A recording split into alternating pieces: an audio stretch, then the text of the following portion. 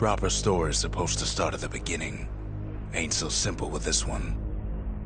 Now here's a kid whose whole world got all twisted, leaving him stranded on a rock in the sky. He gets up, sets off for the Bastion, where everyone agreed to go in case of trouble.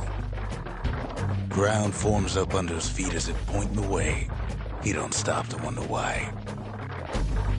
Finds his lifelong friend just lying in the road. Well, it's a touching reunion.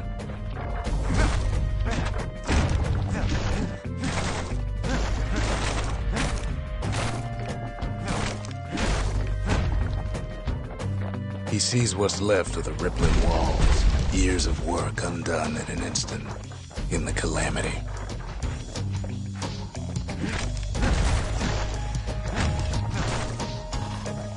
That a survivor? No, ma'am. It's a gas fella, forced out from underground. Kid pops him good. Fella got a piece of him, though.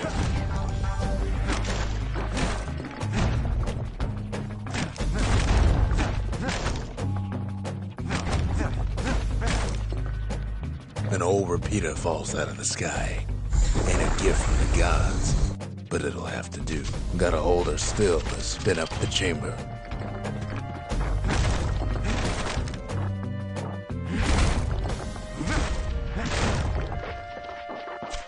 Kid's worked up quite a thirst by now, so that fountain looks real inviting. Sometimes you just need a drink.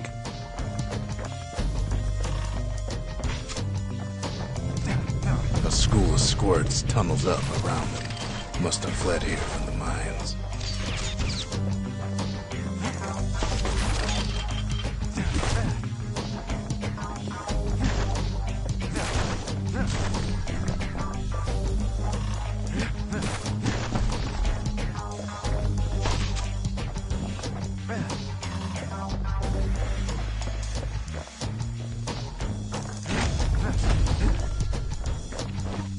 It's a wonder the old saloon's still standing. Used to have the nicest view.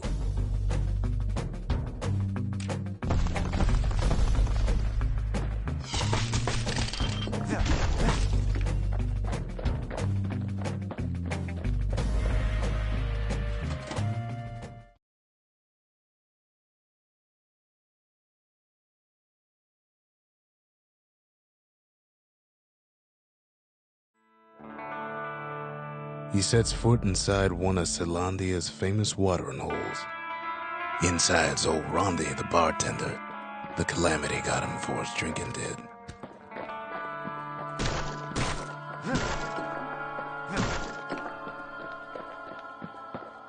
Then kid finds his trusty shield.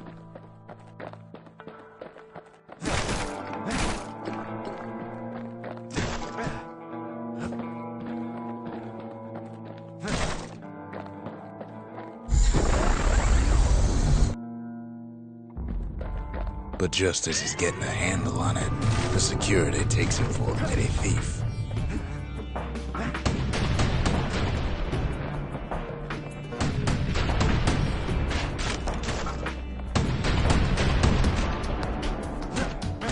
Clang! Shield saves his hide.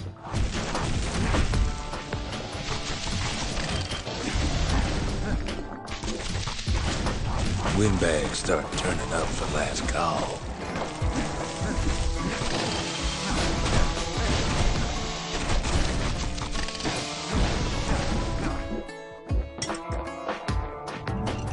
More squirts start coming out of the woodwork. A big old fella pops out in front of the kid.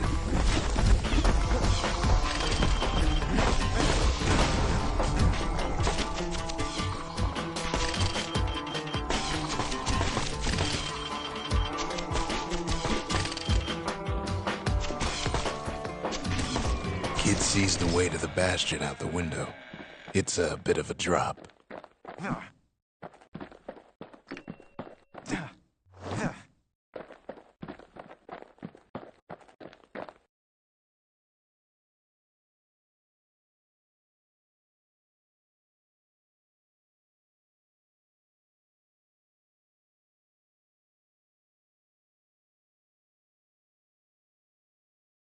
He gets a good look at things on his way down. He lands on top of a breaker's bow, and it ain't broke.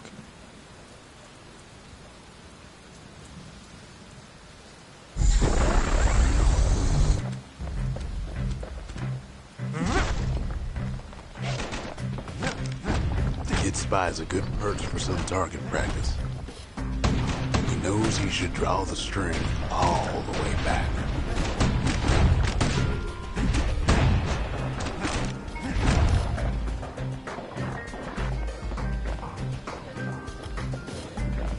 The kid pockets a memento from a breaker, once the fastest man in the land.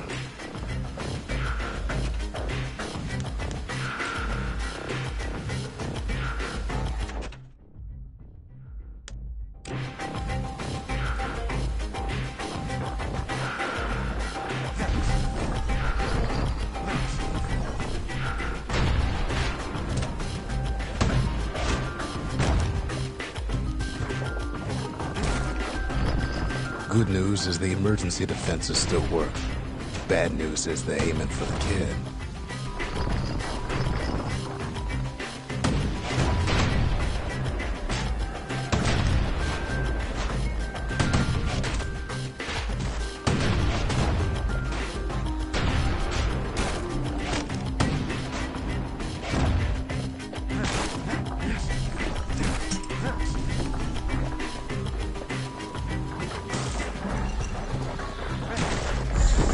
Up a few pointers from a dusty old tome. He's a mighty fast learner.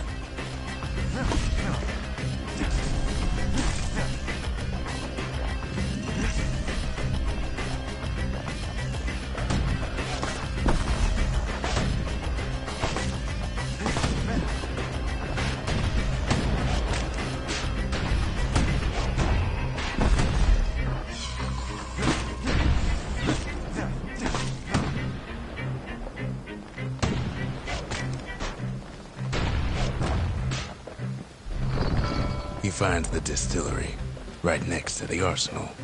Tough part of town. One sip of the spirits in that distillery, and the kid'll feel like a new man.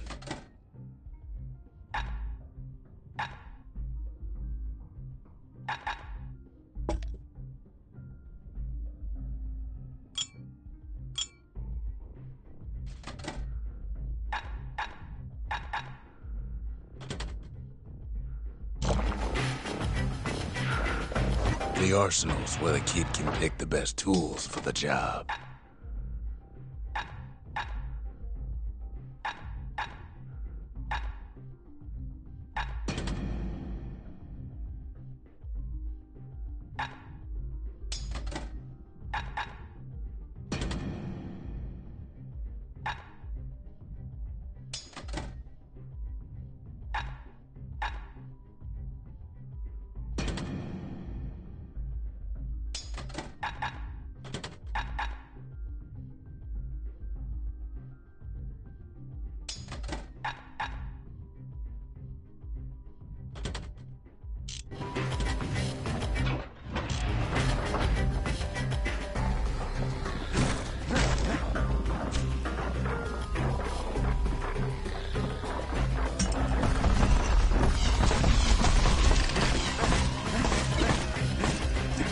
Some of them squirts birthing like crazy in a couple of corn bins.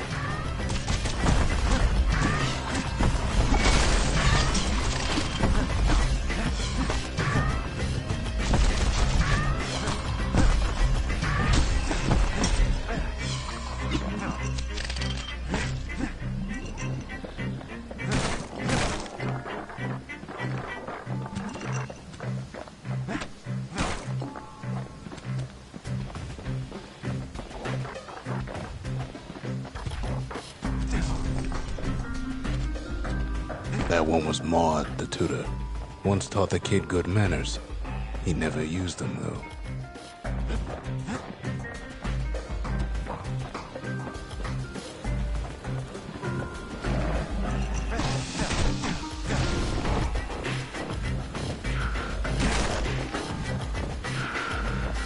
An old ferry barge sends the kid on his way.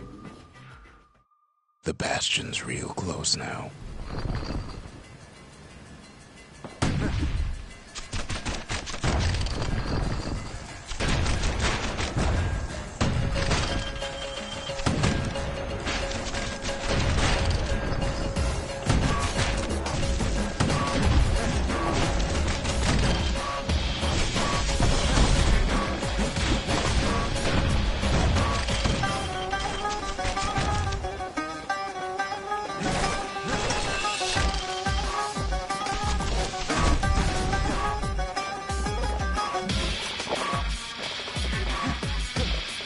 Kid takes a chunk of alloy.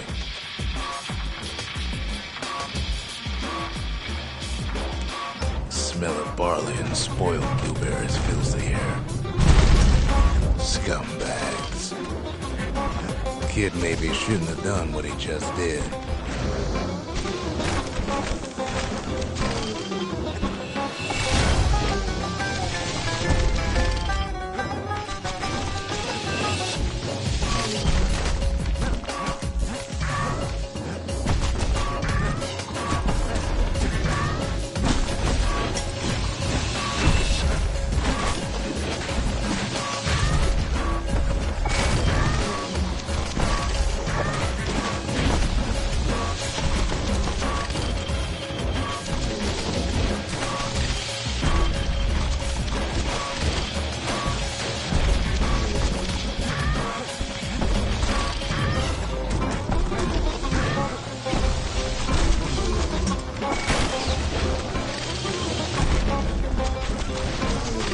Puts him out of his misery. Robs a scumbag of his last meal. And then he falls to his death. I'm just fooling.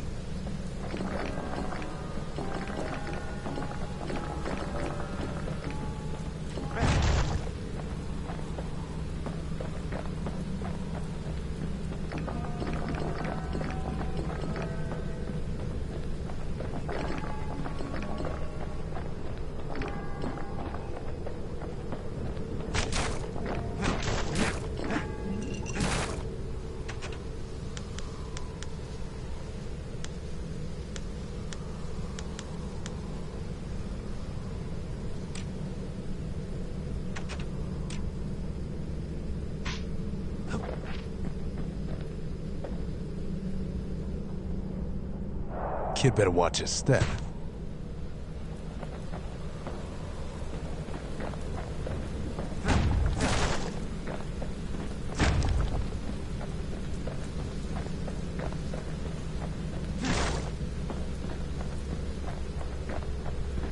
He finds the core to the Wharf District. He steals the city's heart. Might as well.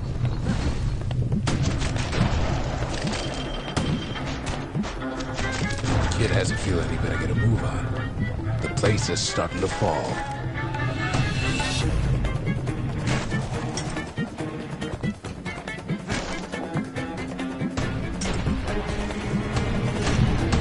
See, that core Kid took was the only thing making this particular rock stay afloat. Kid just keeps running.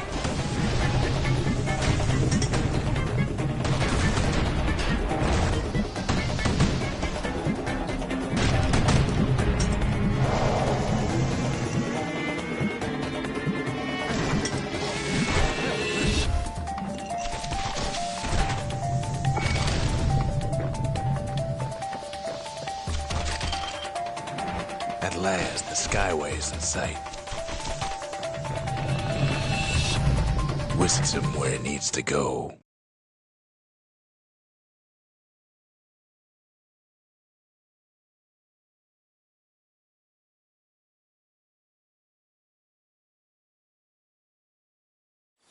Now the kid sees something stranger still. His mind races.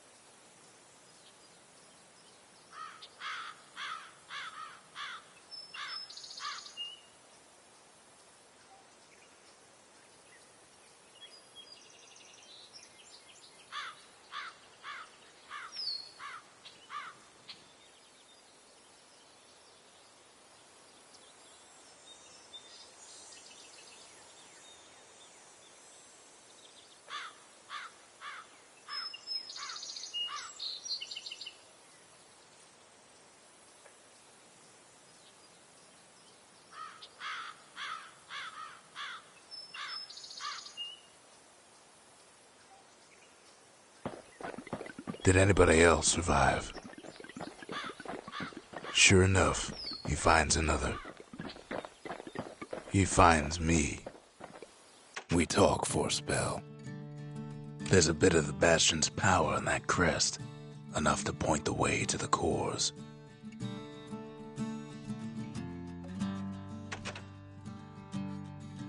All I tell him is to set that core of his on the monument there, then watch. I try to let the kid down gently. This is the Bastion, all right, except no one else showed up.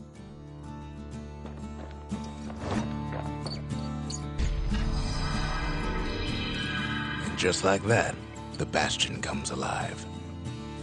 Starts growing again, growing stronger. Kid's gotta put its power to good use. Now the Bastion can send him even farther into the wild unknown.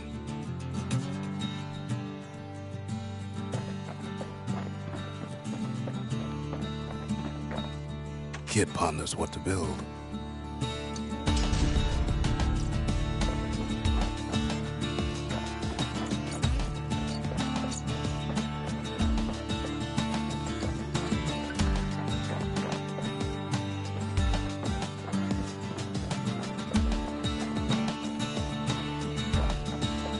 The Bastion's a place of peace, but we can hold our own if we have to.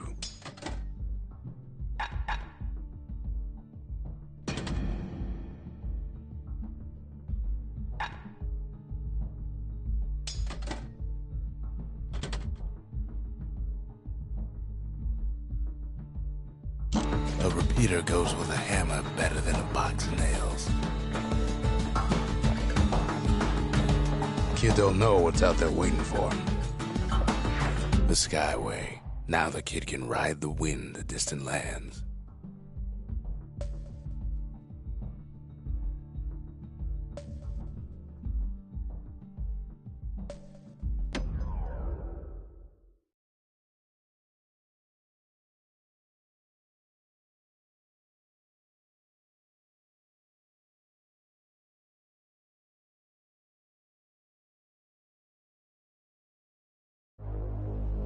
Now he lands at the intersection between bad and wrong.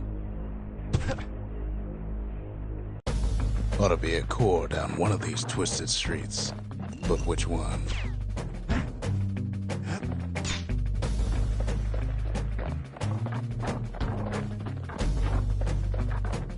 Up north is where the gas fella foreman used to live, tending to his flock.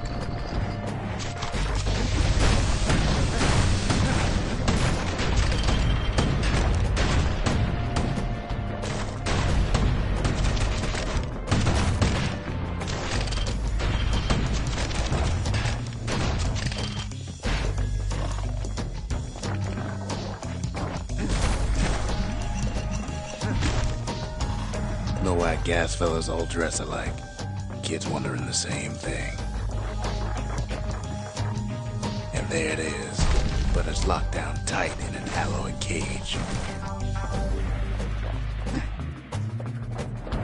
A blustery old foreman's keeping his fellas in check, almost like he's showboating for the crowd.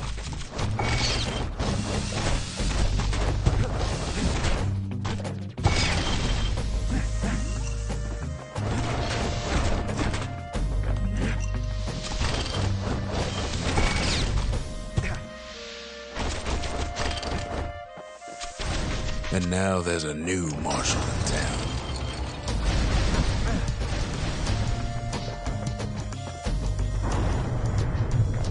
He hears the whole place groan, but it's too tough to fall. Might as well check the other side streets before leaving this hole.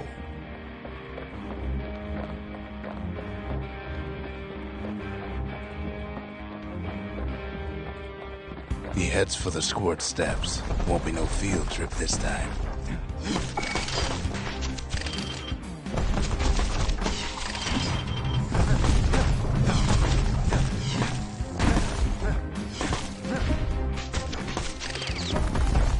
Scumbag can digest just about anything.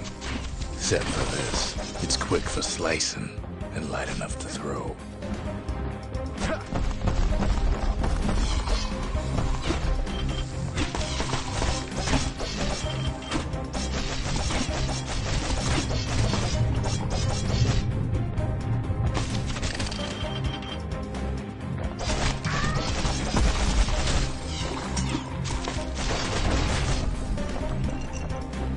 say even the most rambunctious squirts can be tamed.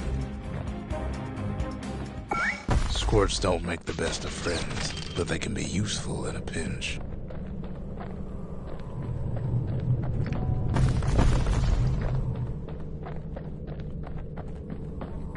Them squirts just don't know when to quit.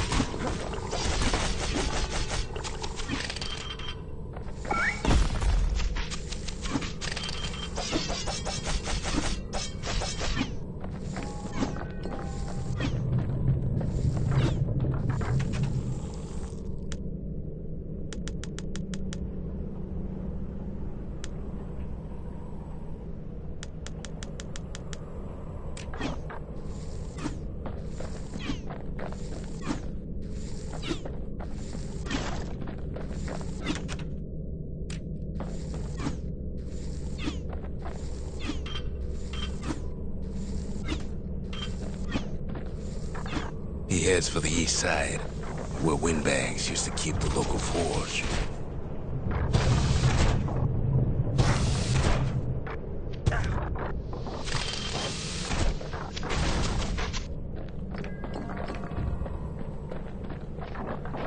Odd place to find the likes of Percy the Snitch.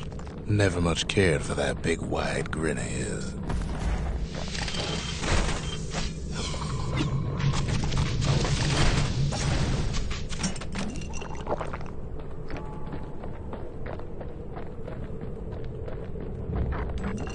Somehow that old forge is still standing. Inside the forge, he can fine-tune those instruments of his.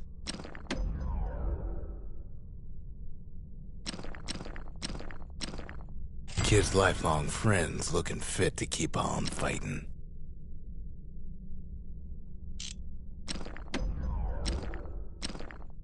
With a good length of meat-gut, that bow's like new again.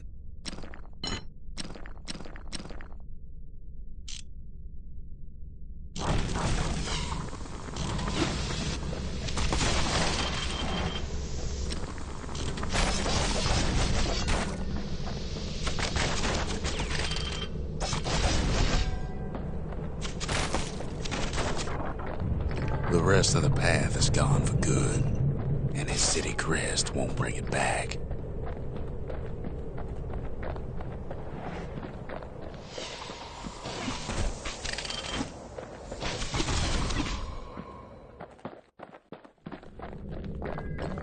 He heads for the biggest dump in town, Scumbag Alley. Some scumbag still feeding off the city's own trash.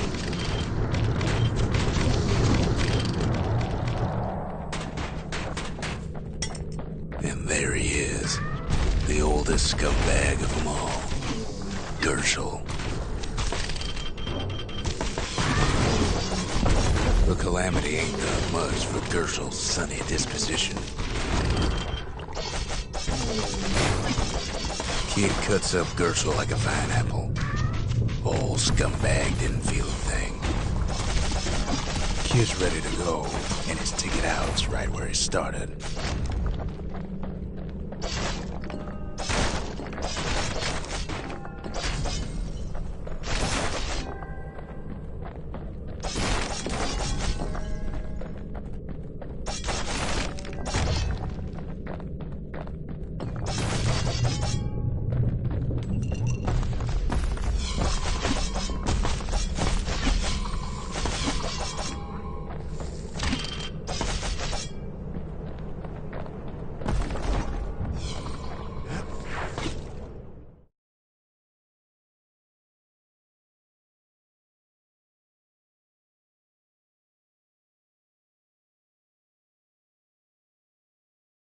He comes back, just like I knew he would.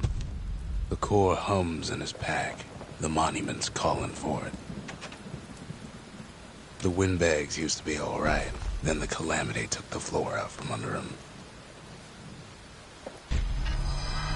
Kid does it again. Only fair he decides what we build next.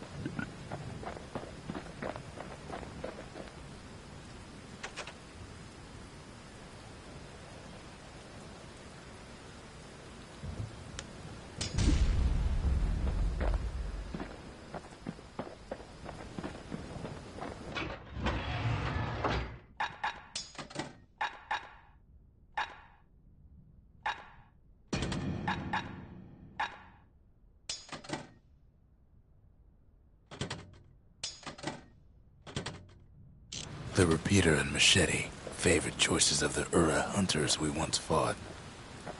Makes time to sample spirits from my personal supply.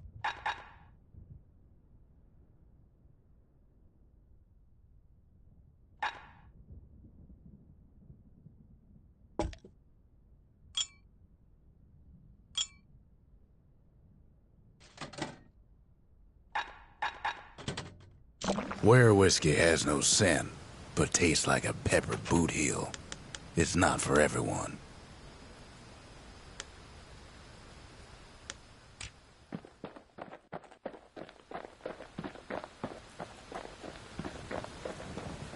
Can't be too careful these days. Picked up traces of other cores while the kid was out.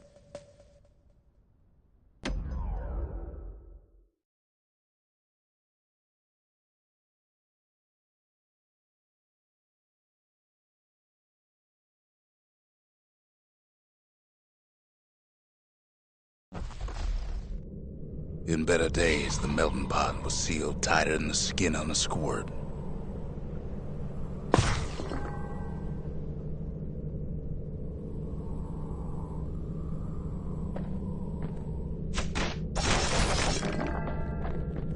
Of all the plans to survive the calamity, it had to be stab weeds.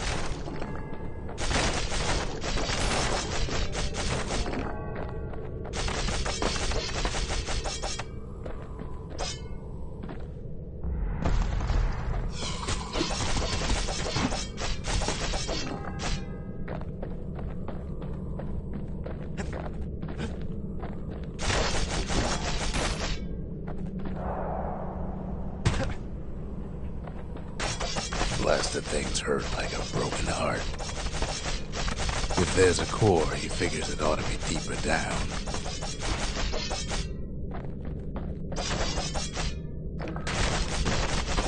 He cuts down every stab weed like there's gonna be a prize for it. Core stuck inside one of those fancy cages.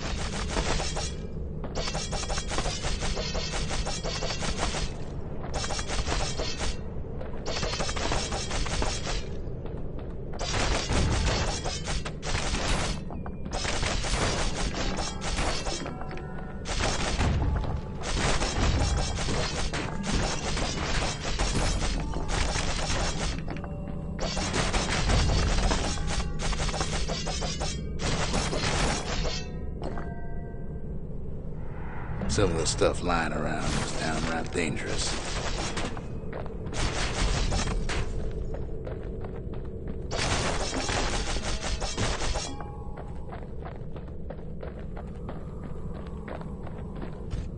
He throws a switch. Now what could possibly go wrong? Quite a bit, as it turns out. The cage starts lifting from the core ever so slow. All Kid can do is wait. Shipments start falling in.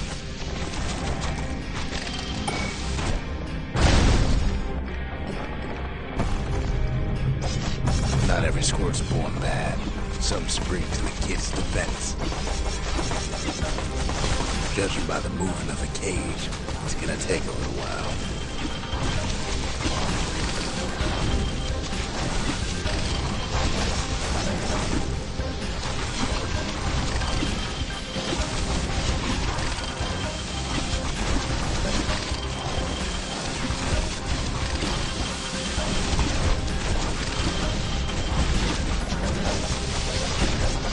Scumbags don't take kindly to interlopers.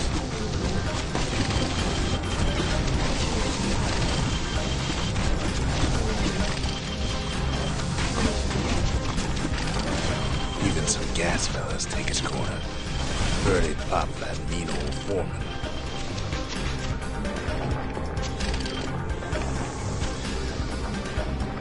At this rate, maybe 5 more minutes, maybe 30, hard to tell.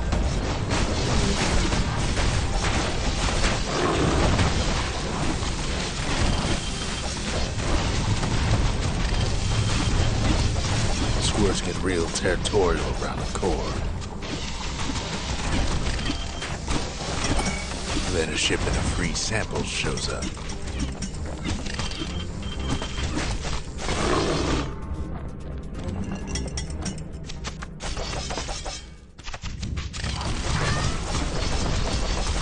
One thing's for sure, that cage is awful heavy.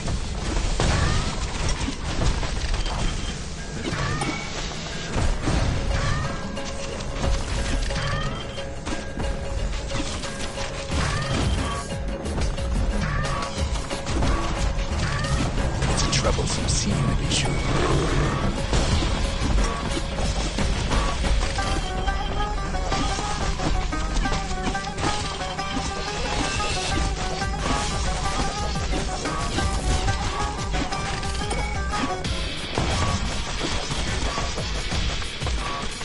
Moments left, and the core goes free. 10, 9, 8, 7, give or take a few seconds. Finally, the core's within reach. It ain't all bad, as the kid finds some spices from the motherland, tax-free, and done.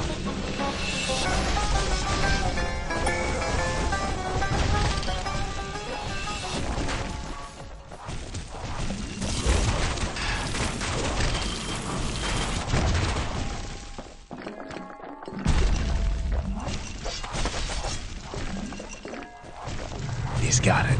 Just gotta get to the nearest barge.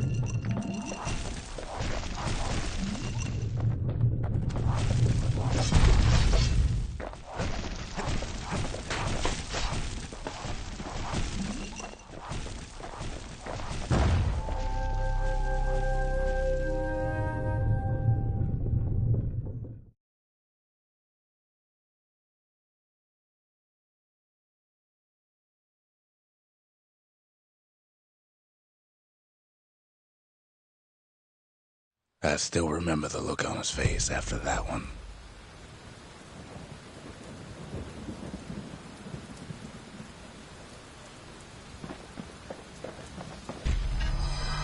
The old world's finished, but the new world's just getting started.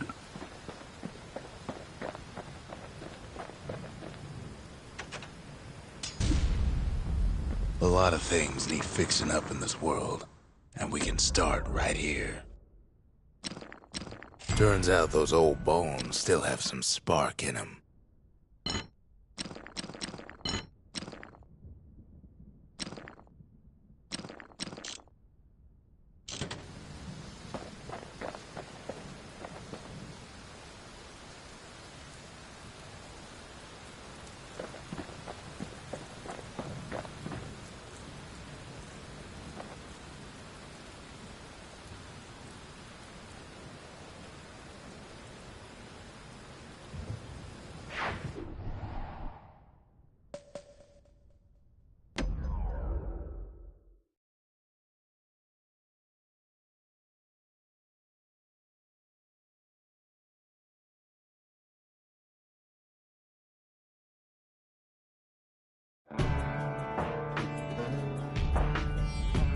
Couples used to walk the sundown path. Kid ain't here for pleasure, though.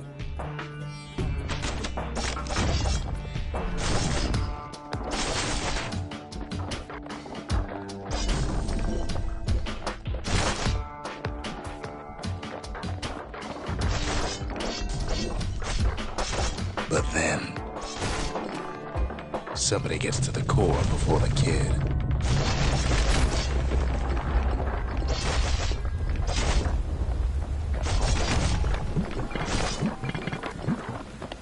The floor starts giving way under the lightest step. A single panic squirt could bring the whole place down. Fragments of the old world rain from the sky.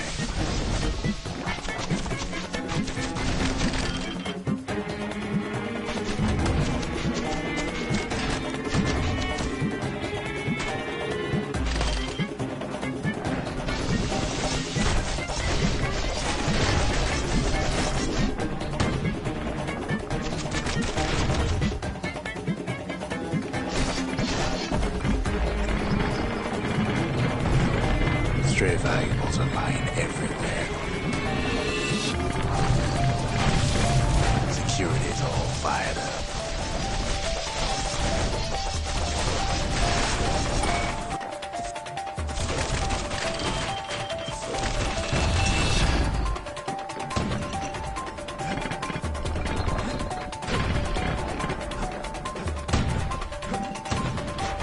See, the path was intended for leisurely strolling and such.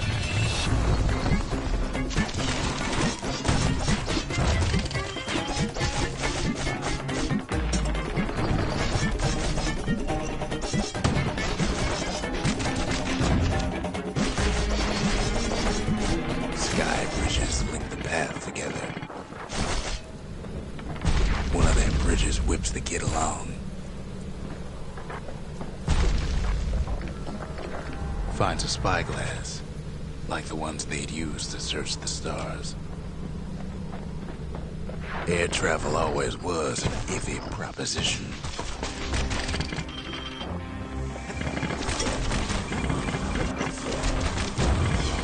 But Calamity changed everything, even where the wind blows.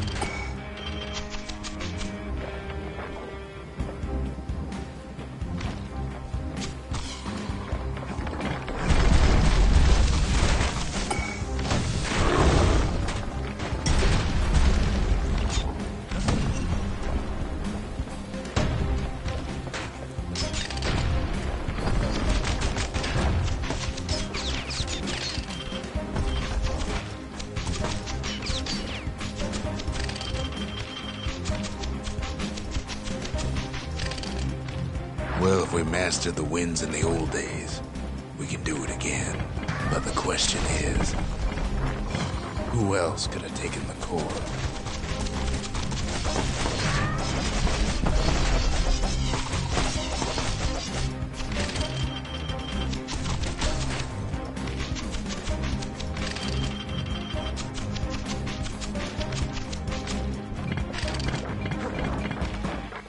Well, ain't no survivor stole the thing.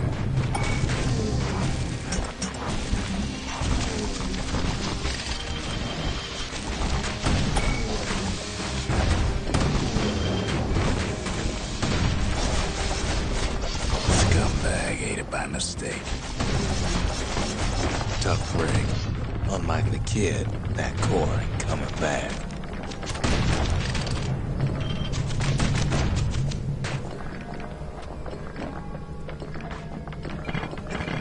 I know they used to ship live munitions down the path. Find time to find them.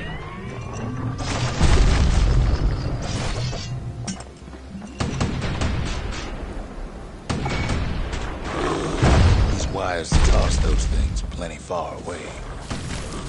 Even gas fellas need some shut-eye from time to time. They get real cranky when you wake them up.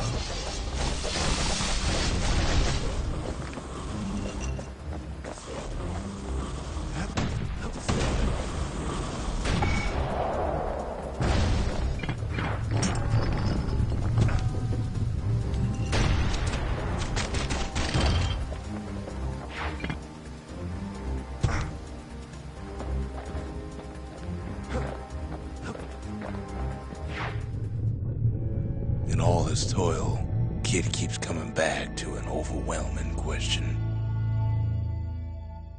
Who else could have survived the calamity?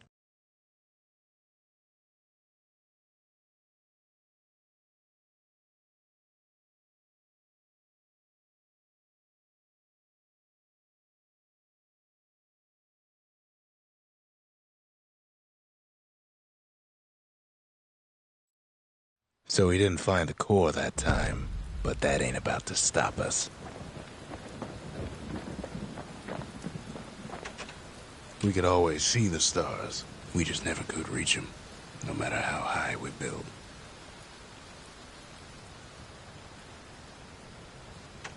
Folks voyaged across the boundless sea to found Celandia. It was good living here for a while.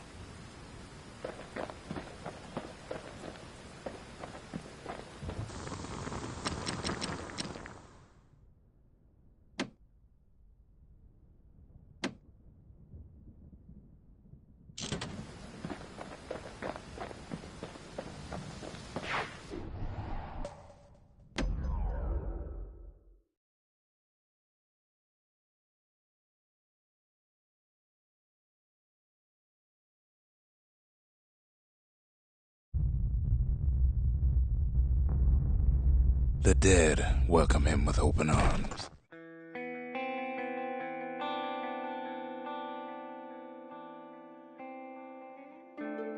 The calamity took everybody after all.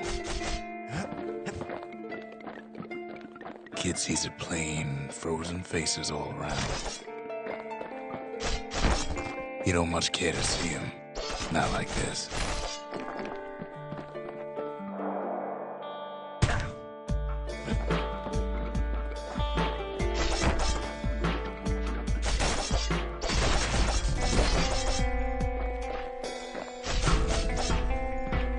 These folks never saw the calamity coming, but someone did. Someone close.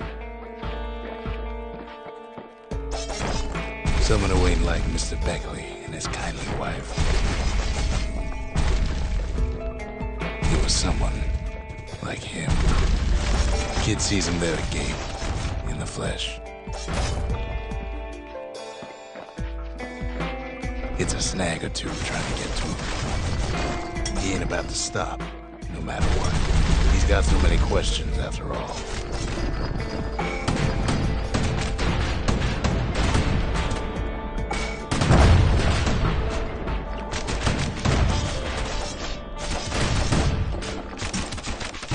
Just ain't got time for answers.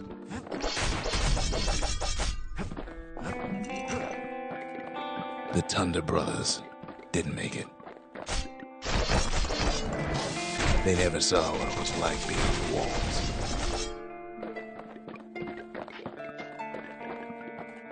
Nor did the bird boy. Didn't make it.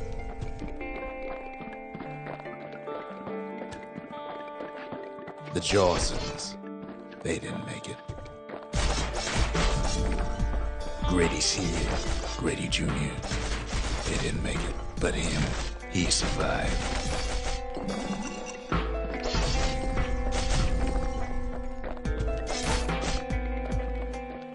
Kid finds proof enough that man ain't from around here.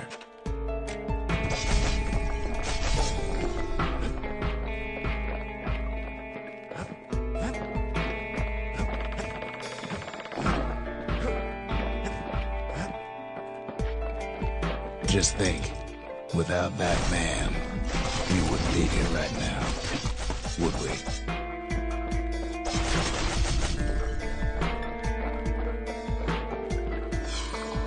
The core survives as well.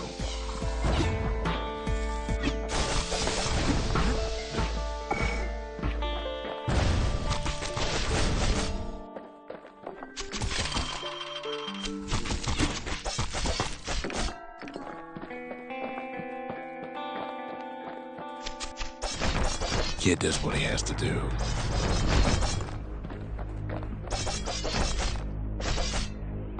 What do you say to a man who's seen too much?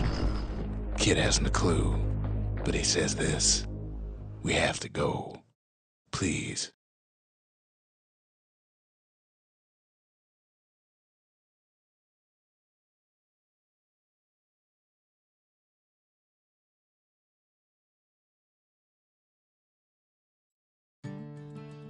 He's a proper gentleman, that man. His name is Zolf. No hiding he's an Ura. Folks like him ain't never been a common sight in Caelondia. He's relieved to see a living face or two. The kid and I introduce ourselves in kind. Both to him and to each other for the first time.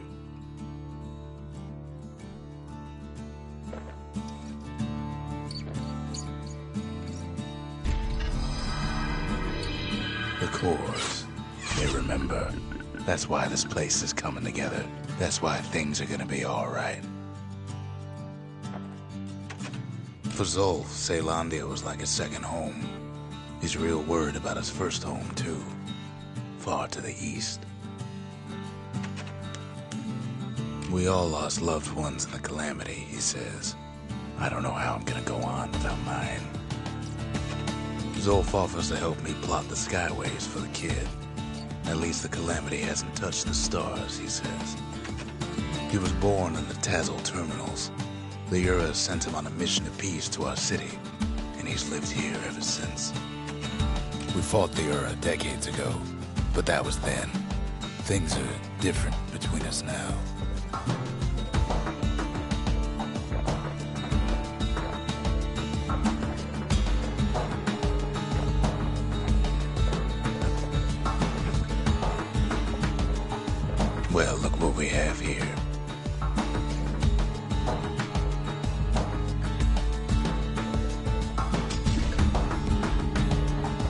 lost and found.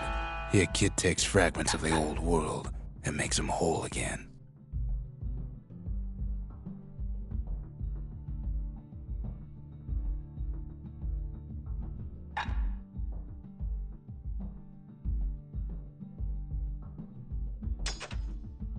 All it takes is some fragments, and the Bastion makes it good as new.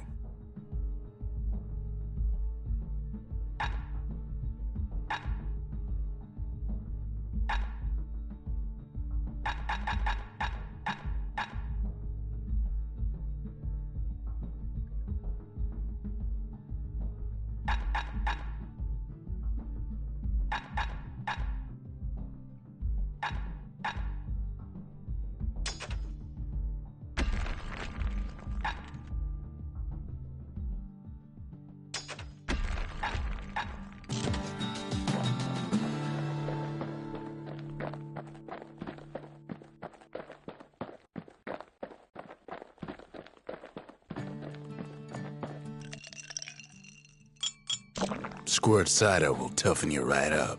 Too bad about the musty aftertaste.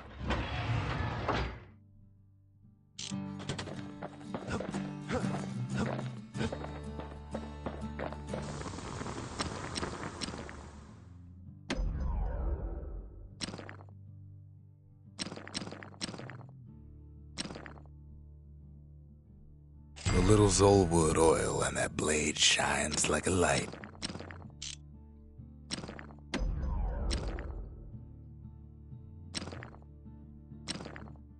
That ought to make those fangs sink in nice and deep.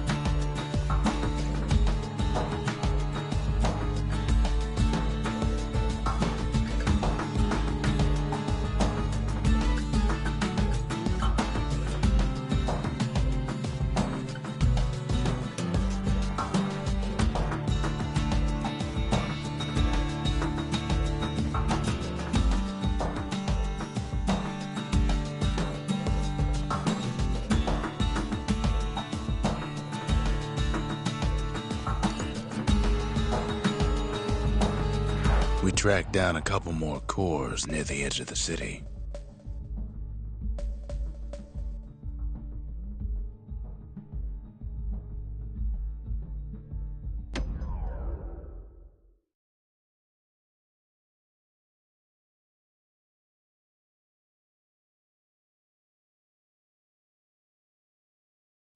Windbag Ranch was built for gathering squirt extract in copious supply.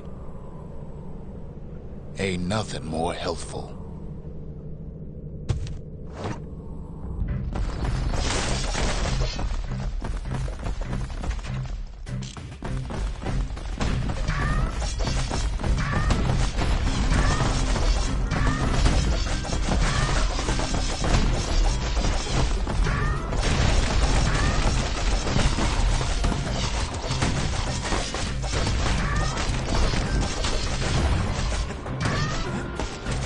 Some folks showed up to make a fast buck with nothing but a knife.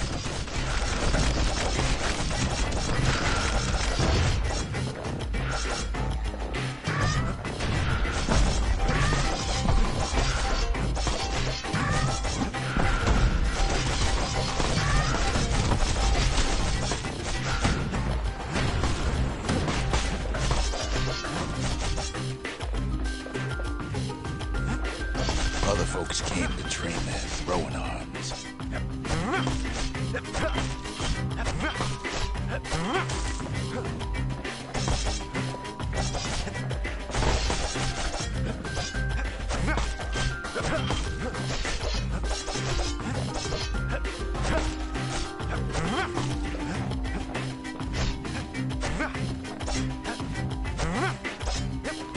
Still others use the place to test their finest blades.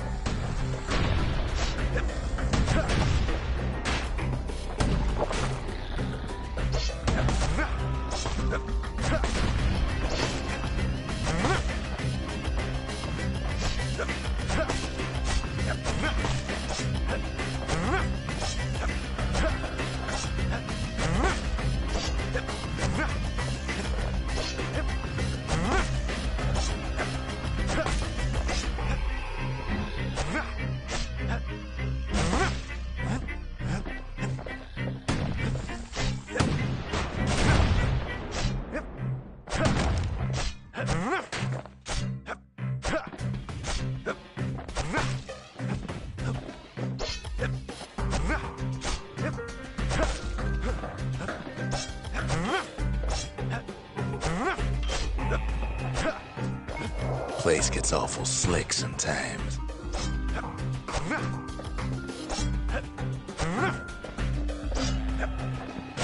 Kid cuts all of them down soon enough.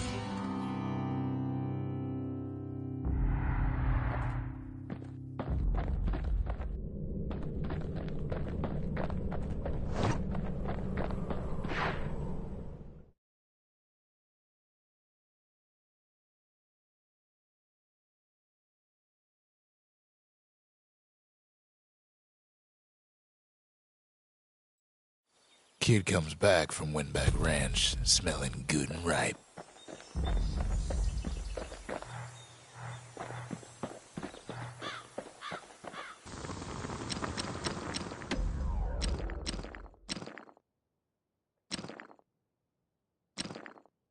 War machetes are so quick, you gotta keep a good grip on them.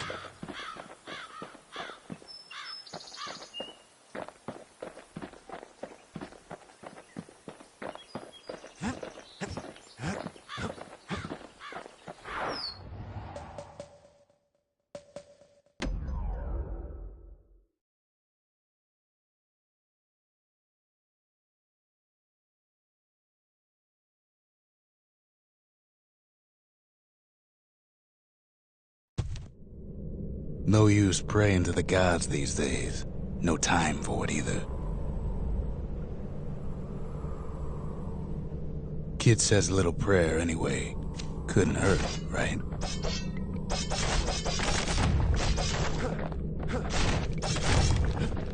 Pith orchard. Place is a dead end in more ways than one.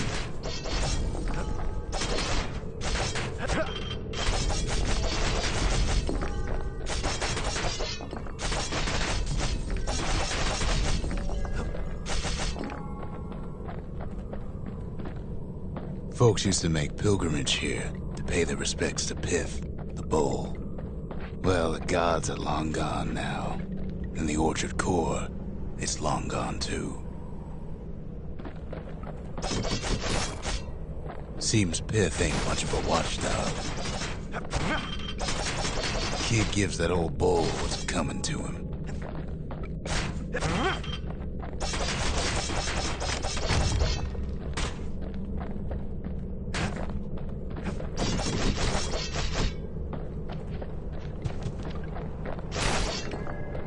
Pith stood for something once. Something real. In time, though, the bull stopped being a symbol and started being decoration. He couldn't even save his loyal subjects.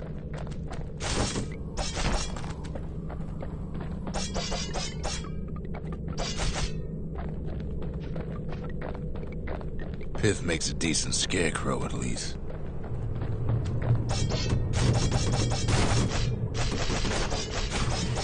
Then Pith lights up like a rodeo. Ain't easy punching through his hide. Must have been guarding that shrine.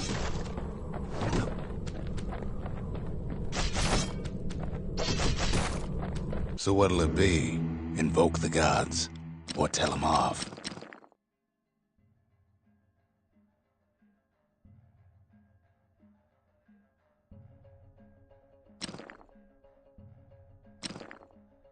Piv.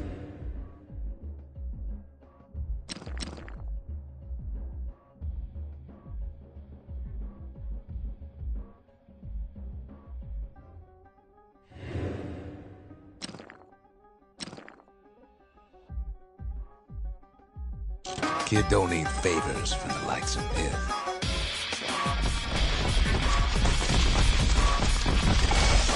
Well, if the gods are alive, they must be plenty sore.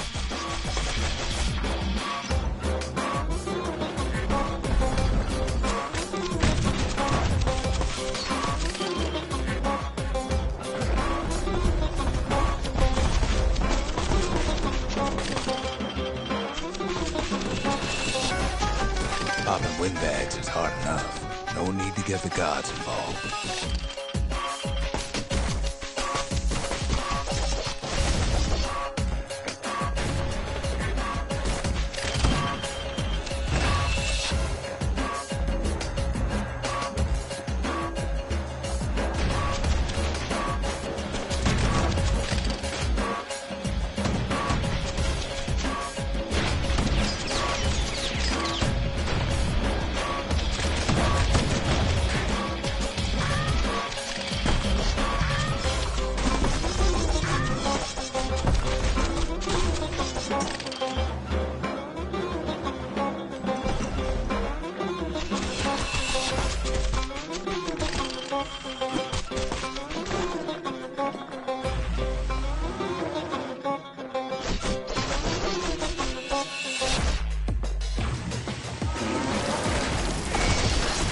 Things might have gone worse if Kid tampered with that shrine.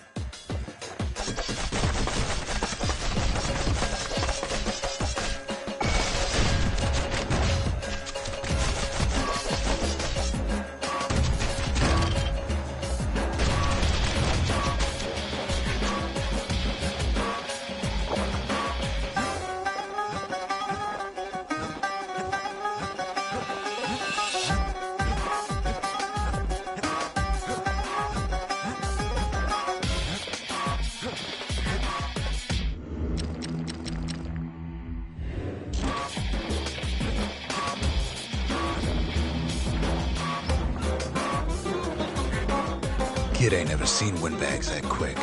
Maybe old Pith put a scare in him.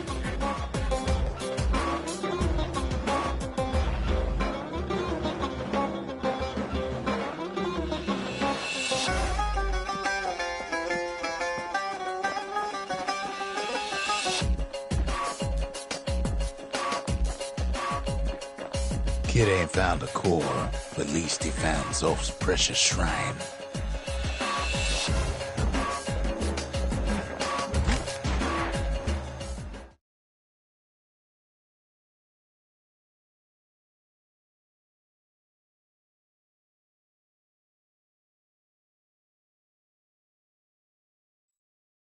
Now we can build a shrine of our own, though I got some alternatives in mind.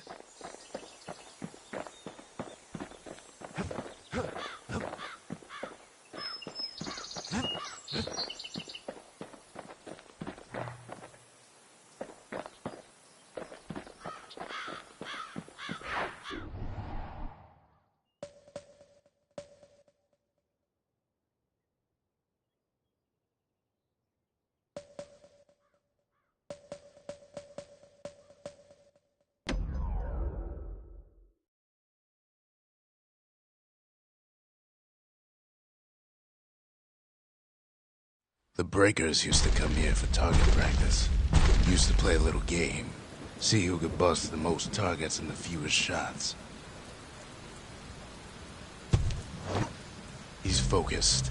He's armed, and he's off. A perfect shot just happens in a flash.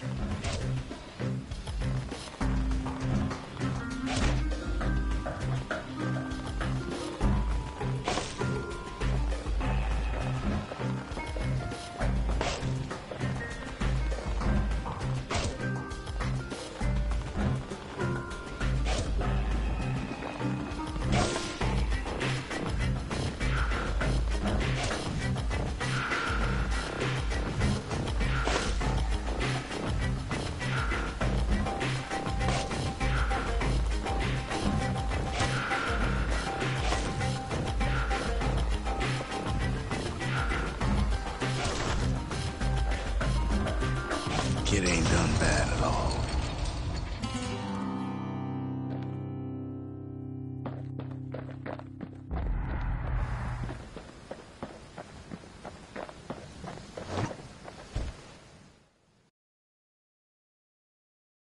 Kid ain't had enough of the Breakers' barracks.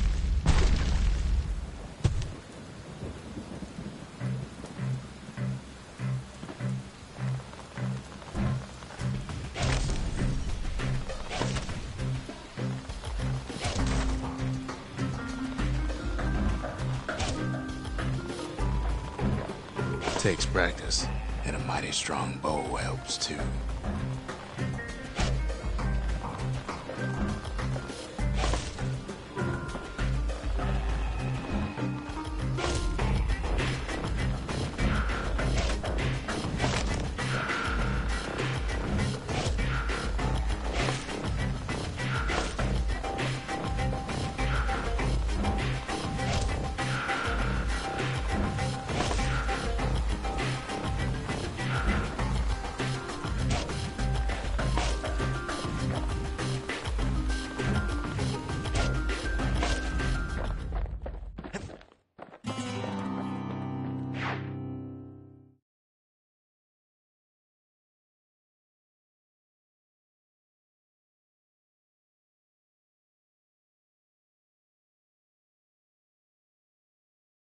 He returns with some of the materials we need.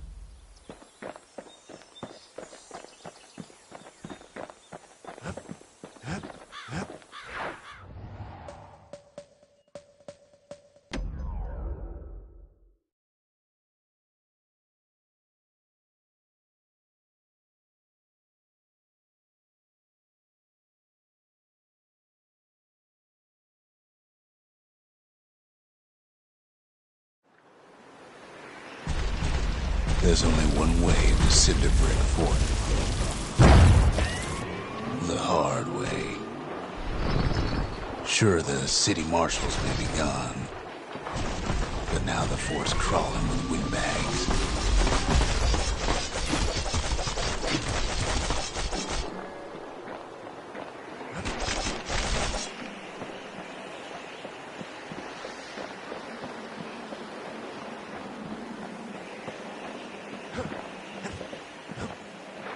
The calamity was mercy, folks. The windbags ain't so lucky.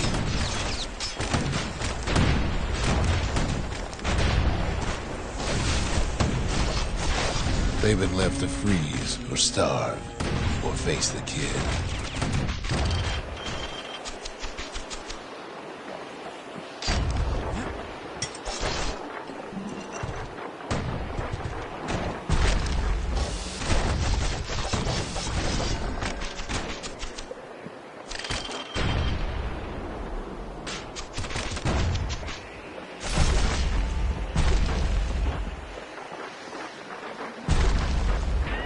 Well, windbags young and old keep fighting for the fort.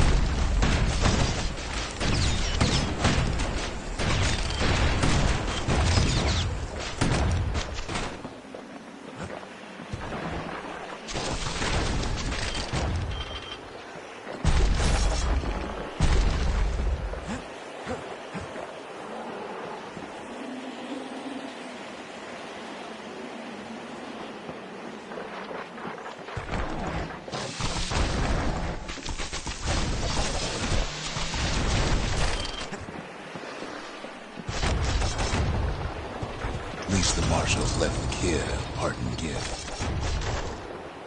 Something the windbags just can't handle. Something that'll punch clean through their greasy hides. Windbags ain't much different from normal folks. All they want's a warm place to stay and a decent meal.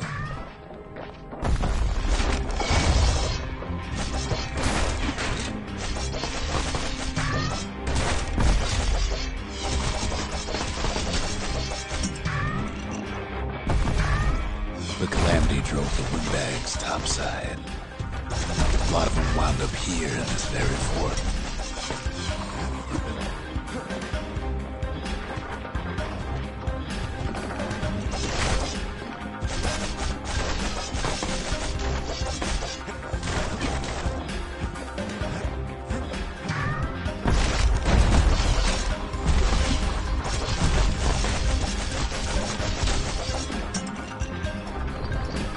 Could have been minding the business underground like in the old days.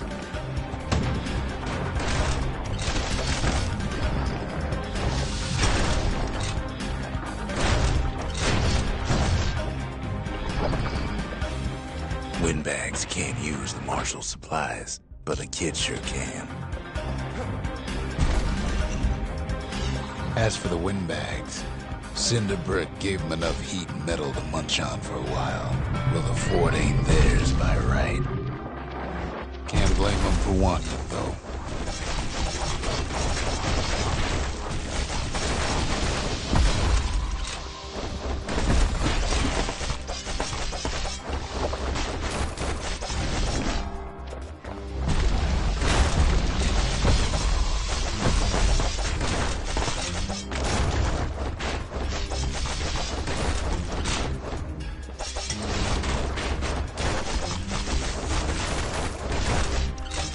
So many of those sorry things holed up inside that old fort.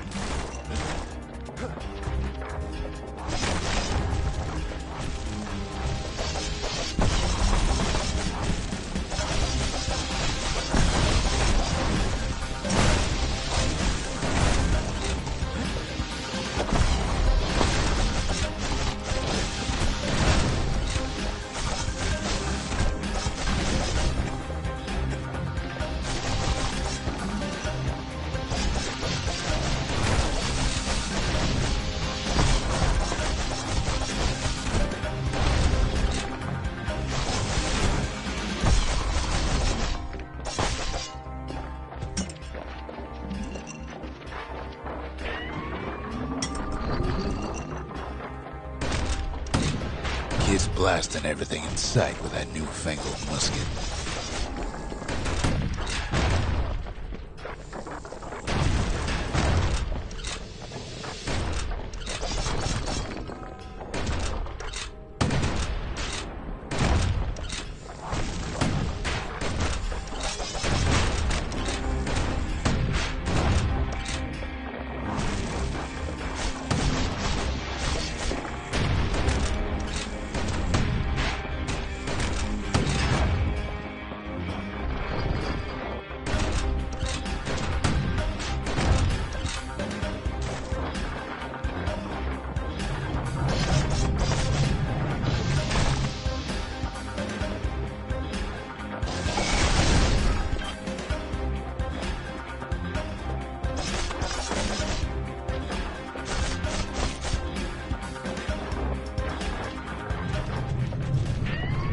Security's plane gone haywire.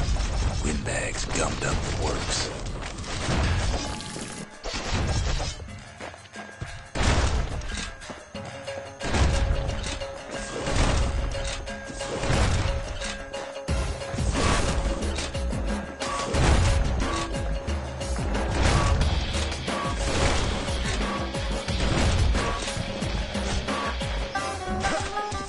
Kid ain't afraid of getting burned.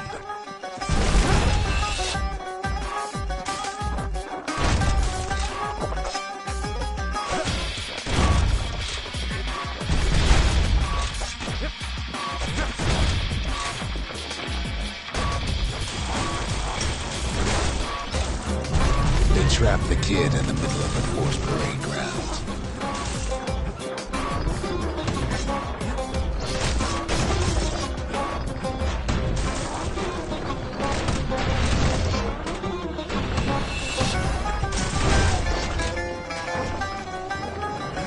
bring out Glutus and Glandon, all their scumbag uncles.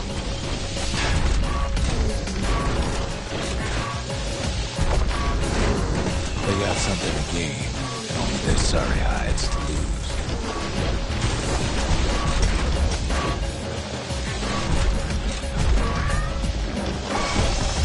Kid takes down Glutus, or maybe it was Glandon.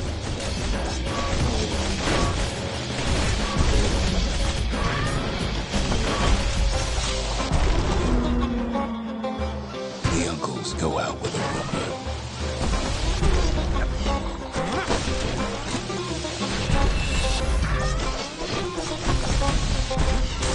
The windbags finally get the message.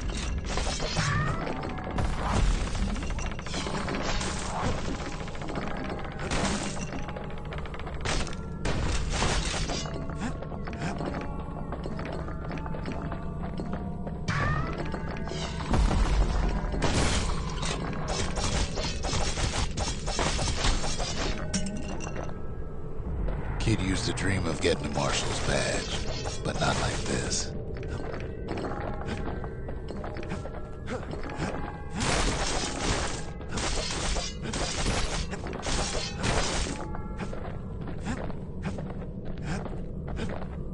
The Skyway's a welcome sight after all that. And now ain't nothing left for nobody down at Cinderbrick Fort.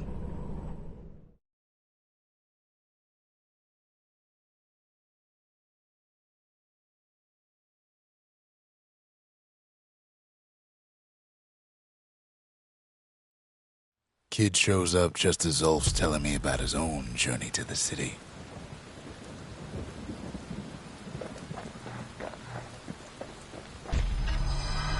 Zulf's travels ain't much compared to what the kids had to go through for all this. The marshals seem like good men, he says. They treated him with dignity. Zulf brought his antique smoking pipe all the way from the terminals. Seems the only thing the Calamity saved for Zulf was his smoking pipe.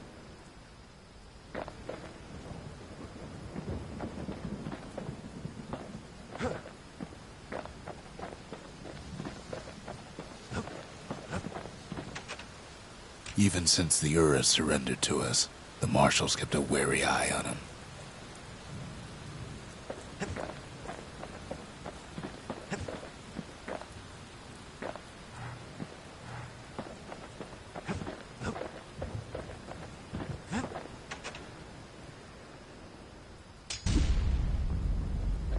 Behold, the Pantheon.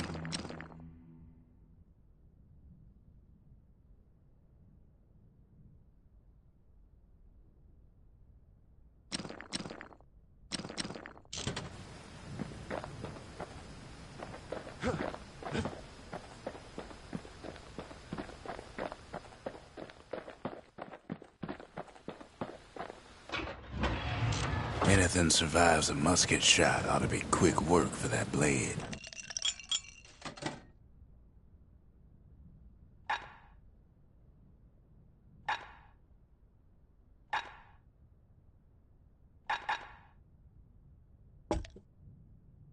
Fetching fizz is like a mouthful of nails, but the benefits are worth it.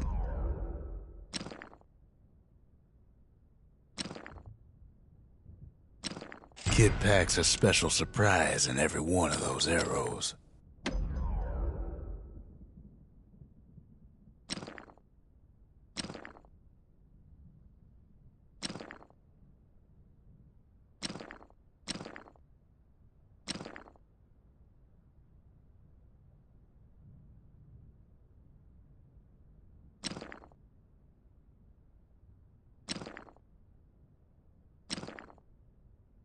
You want to tune a scrap musket, you start with the barrel.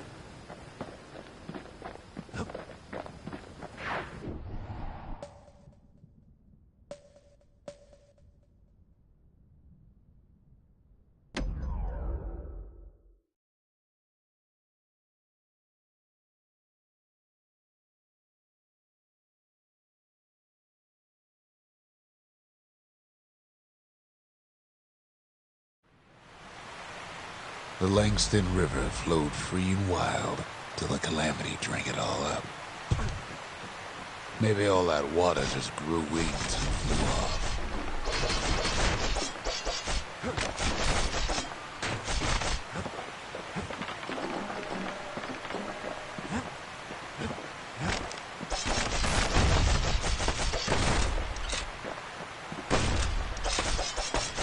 Riverbanks swarming with windbags.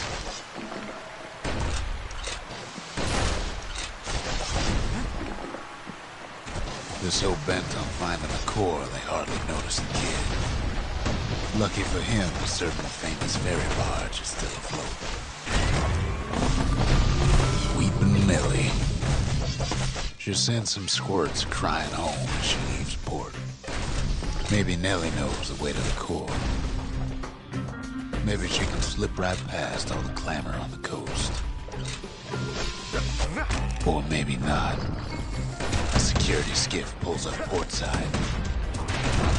Nellie's just another windbag to those guns. Just then, the windbags notice who she's sailing with. They're pretty steamed about what happened at Cinderbrick.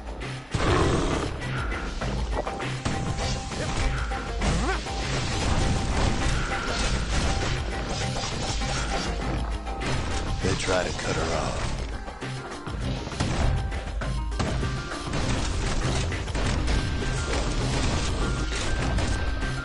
They try to slow her down.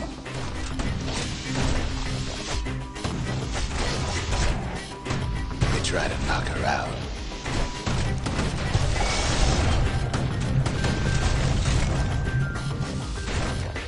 Well, Weepin' Nellie tries harder.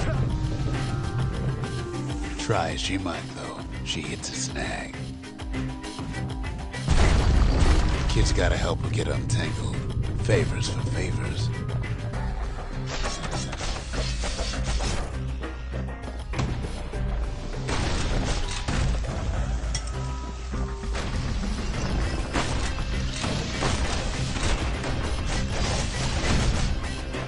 At least she picked a good spot for a break, 'cause the core's right there.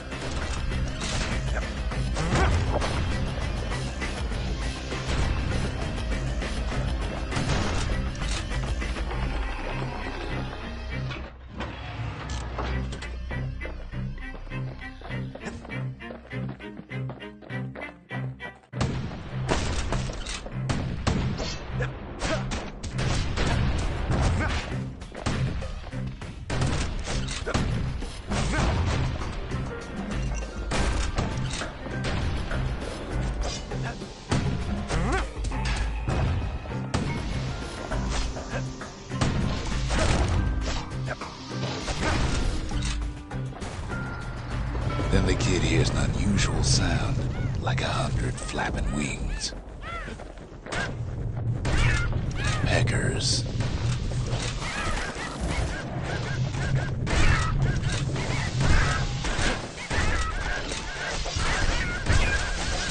They had their own eyes on the core. But why? Well, kid ain't got time to think it over just yet. He finds Weepin' Nellie raring to go. Turns out she's got a special surprise for when the waters get rough. She's gonna need a little help with all them peckers. Crafty things think they're king of the roost now. Rest of us only wish we could fly at times like these.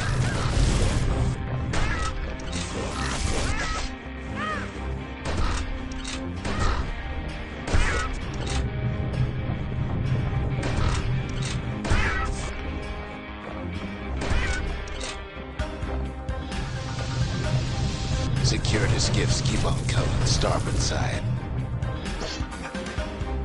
Don't seem to care what they shoot, as long as they hit something.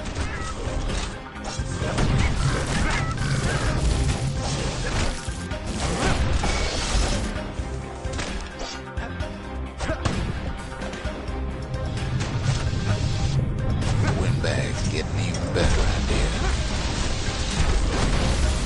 They aim to smash Weepin' Nellie to splinters.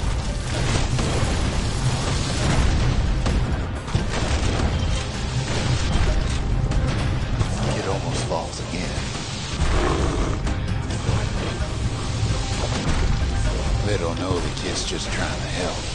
Maybe they don't care. Well, it all proves too much for poor Nellie.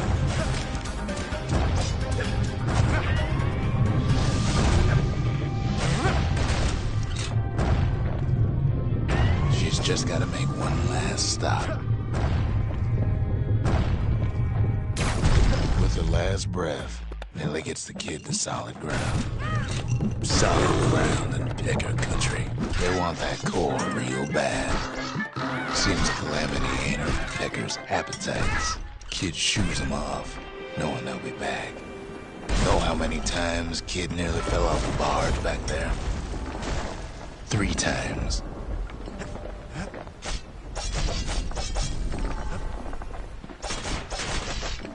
Now, listen close. You should remember this next part.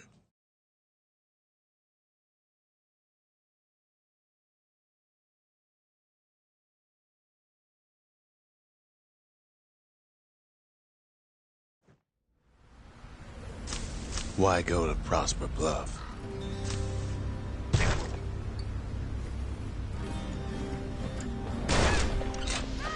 Used to take an enterprising man or a plain old fool to venture out that far.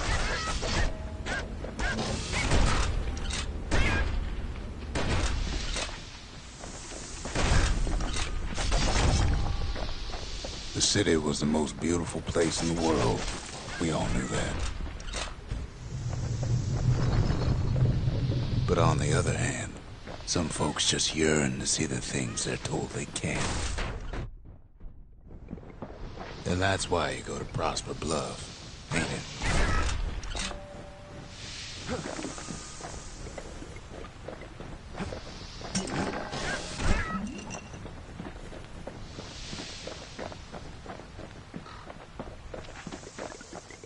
There the kid hears something he ain't heard in a long while.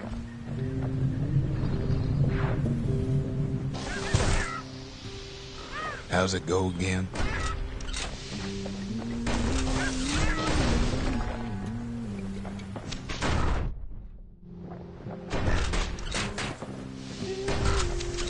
Yeah, that's the one. I dig my hole, you build a wall. I dig my hole, you build a wall.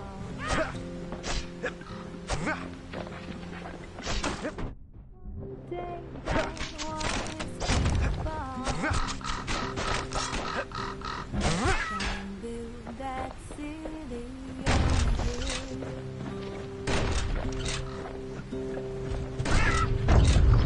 build that city on a hill.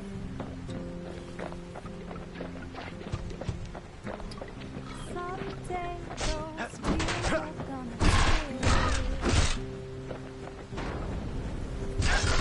So big that wall and build it strong, 'cause we'll be there before.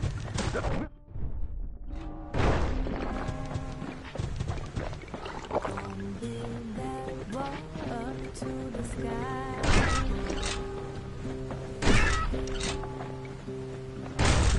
Build that wall up to the sky. Someday your bird is gonna fly. Come build that wall until it's done.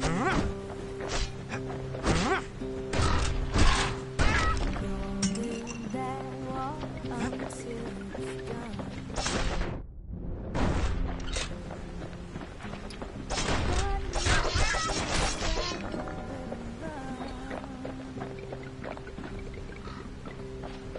So build that wall and build it strong, 'cause we'll be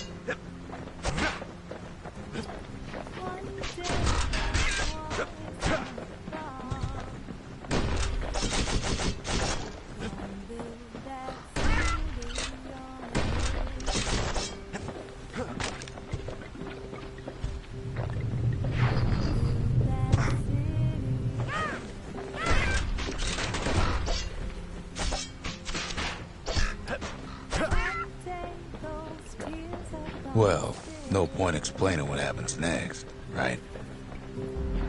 Suffice it to say, kid ain't coming home empty-handed. And besides, it's like the song goes. We'll be there before too long. Gonna build that wall up to the sky. Gonna build that wall up to the sky. Someday your bird is gonna fly. Gonna build that wall until it's done. Gonna build that wall until it's done. But now you've got nowhere to run. So build that wall and build. They'll be here before too long.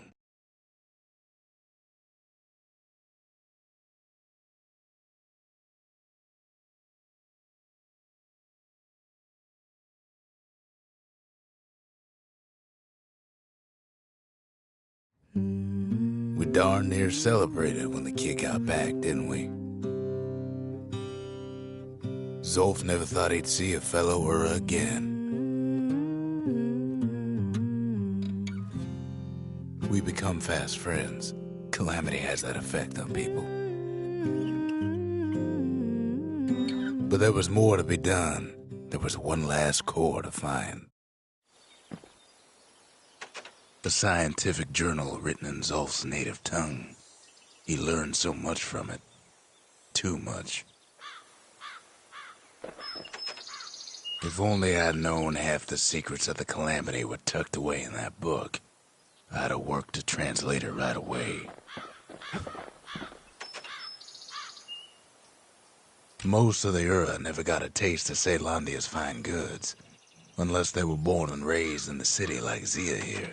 Sure, the world's all gone to pieces farther than the eye can see, but leave it to this gal to point out the amazing view. Girl tried to run away from home one time, but the marshals stopped that, didn't they? So many secrets in there and she can't even read it. Her father's own journal.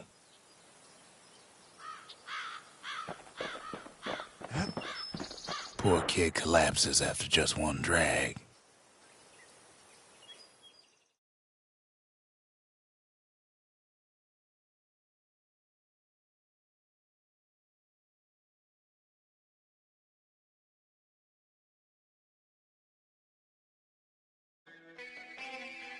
The past.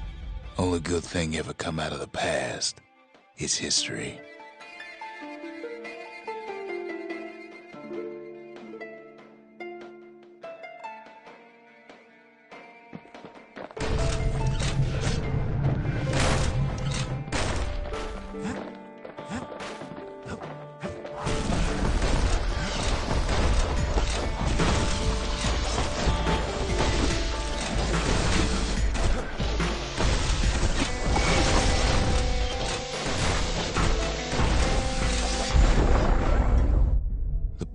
Catches up with the kid.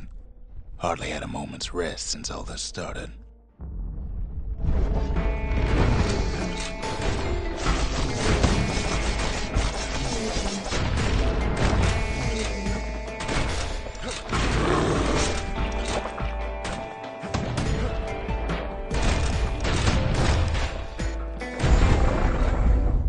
Fair to say he's led a hard life, supposing what he says in his sleep ain't no lie.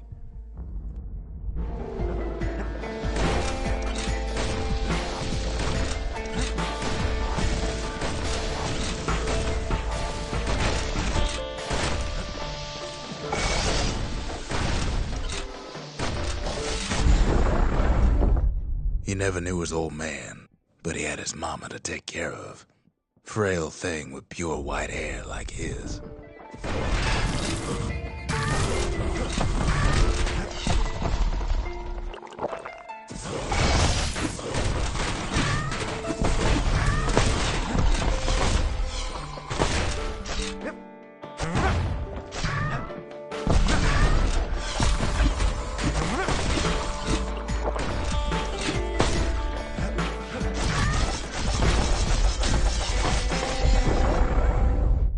Having his mama's hair did the kid no favors while he was growing up, but he learned to hold his own out there.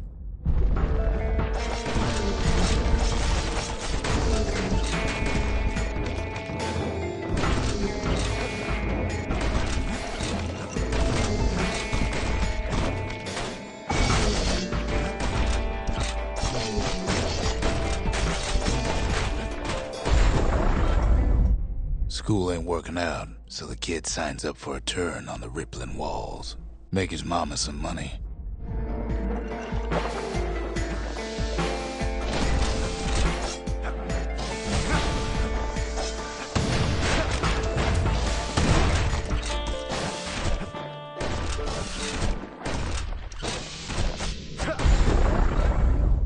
Thanks to folks like the kid, the walls kept Ceylondia safe from whatever's out there. The elements, the Ura, you name it.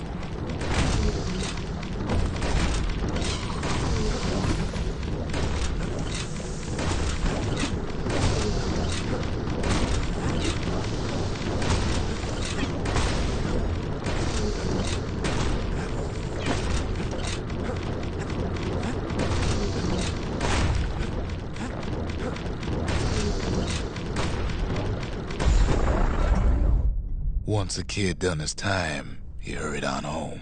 Turns out his mama's time was done too.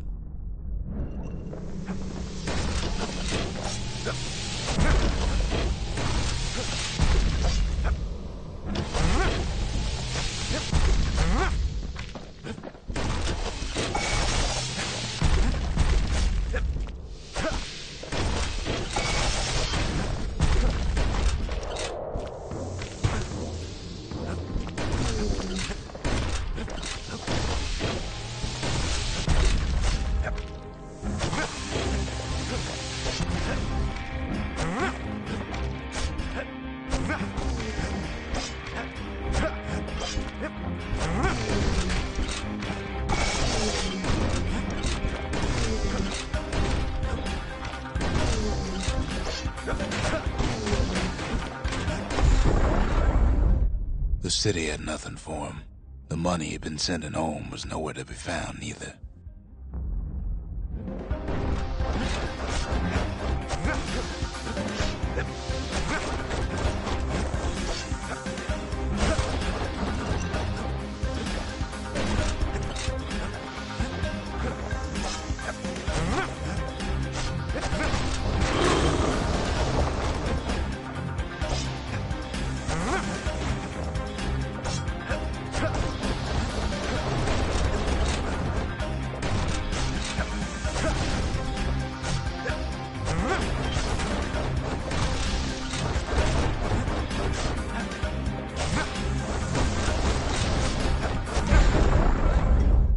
So what'd the kid do?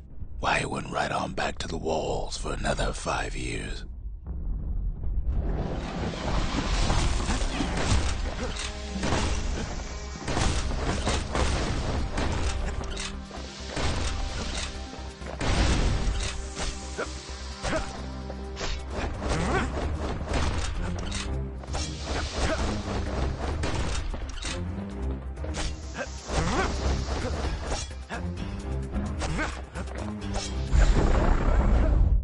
In the history of Ceylondia, nobody's ever volunteered for a second shift on the walls.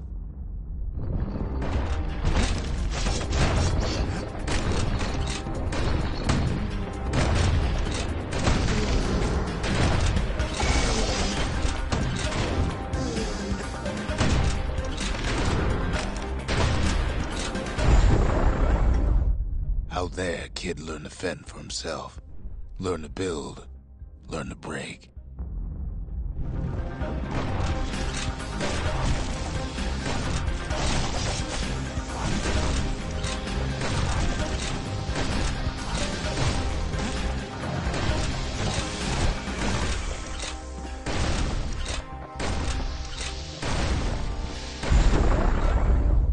In time, the kid earned good standing with the marshals. They trusted him to scout out farther than anybody.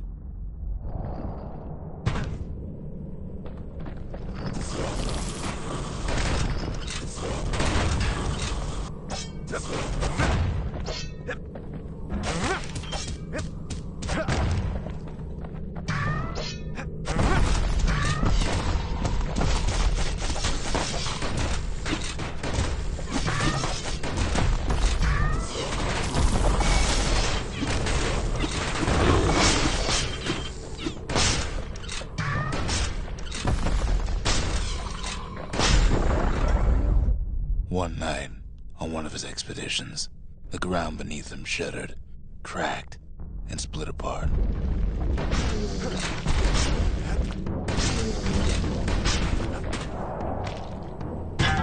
What was I saying? Anyway.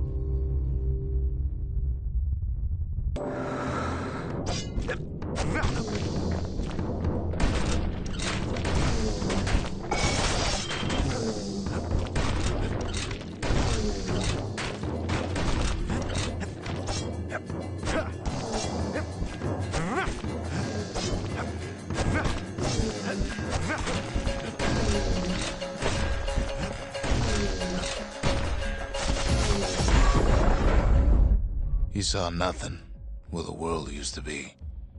The calamity happened just like that.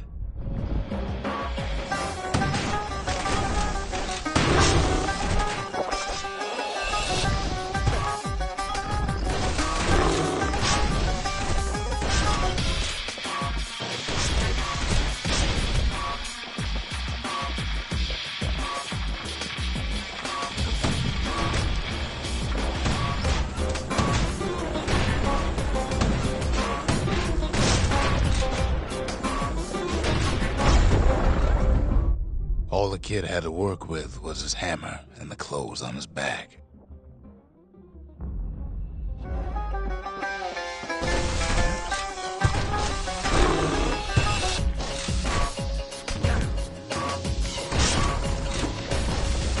Past don't matter for nothing now.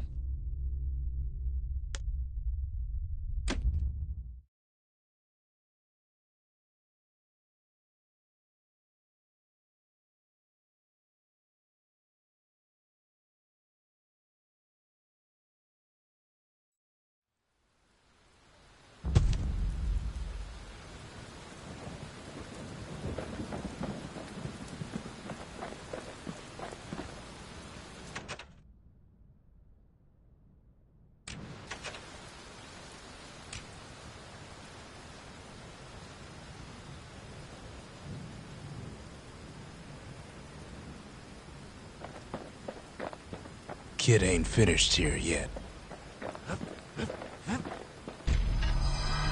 Kid's surprised when I tell him there's only one core left. I shouldn't have believed it either. The memorial. Here, kid can pay respect to the old world and earn it in kind. The valediction. Just another one of my sketches. Nothing more.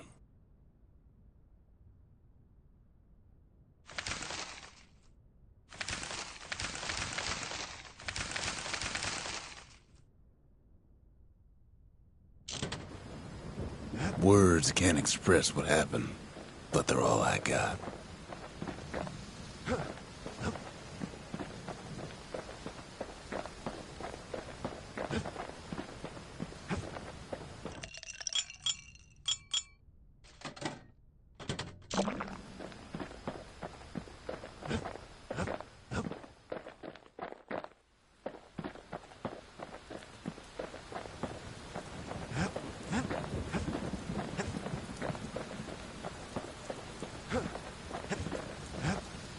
We tracked the final core beyond the city to the wilds.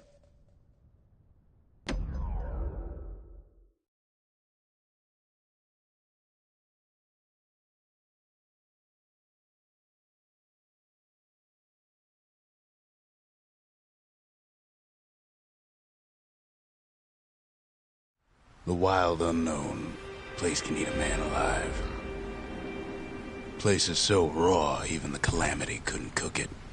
Not all of it.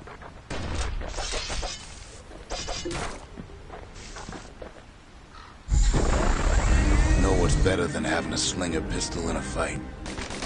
Having two. Savage things lurking at every turn. Kid's faster than a slinger with those guns. Good thing pin cushions can't see where they're shooting.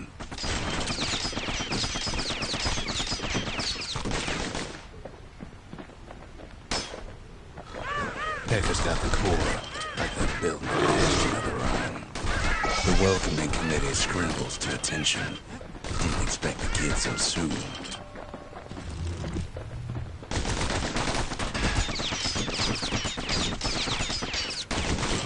They shouldn't have let their guard down. Getting that core was one thing. Getting out's gonna be another. He digs his way out of the clearing, but the wilds won't let him go without a fight. Wallflowers survive the calamity.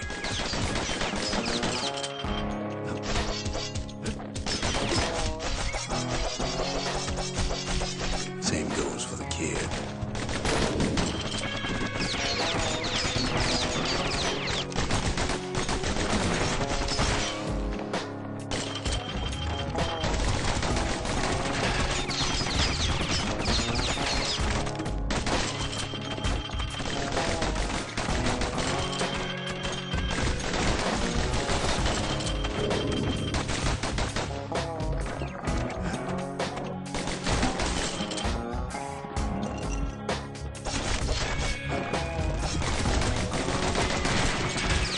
Slinger Jawson's old outpost is all that's left of him.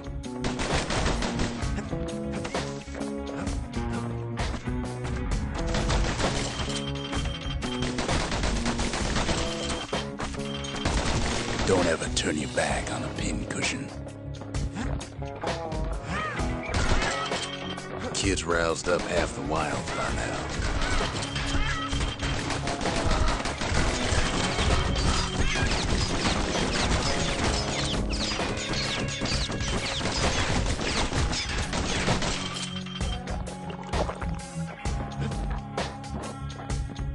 Then Kid gets the feeling he's being watched.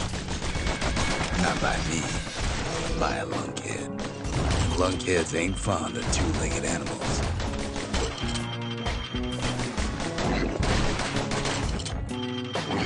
Hit him anywhere but the hindquarters and he only make him mad.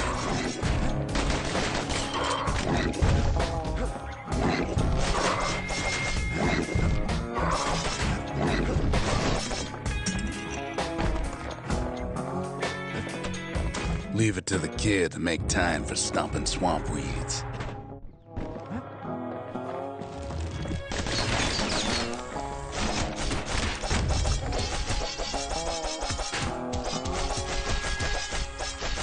He's anxious to get back.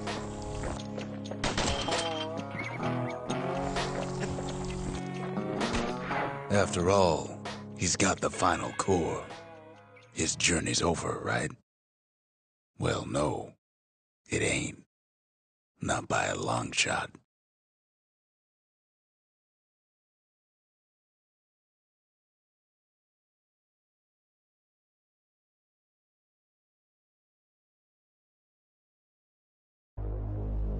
Kid knows something's up when we ain't there to give a warm welcome. See, Zolf and I were just wrapping up a heated discussion. Zolf can barely muster the words. The calamity failed, he says, but I will not. And with that, Zolf leaves us here, alone.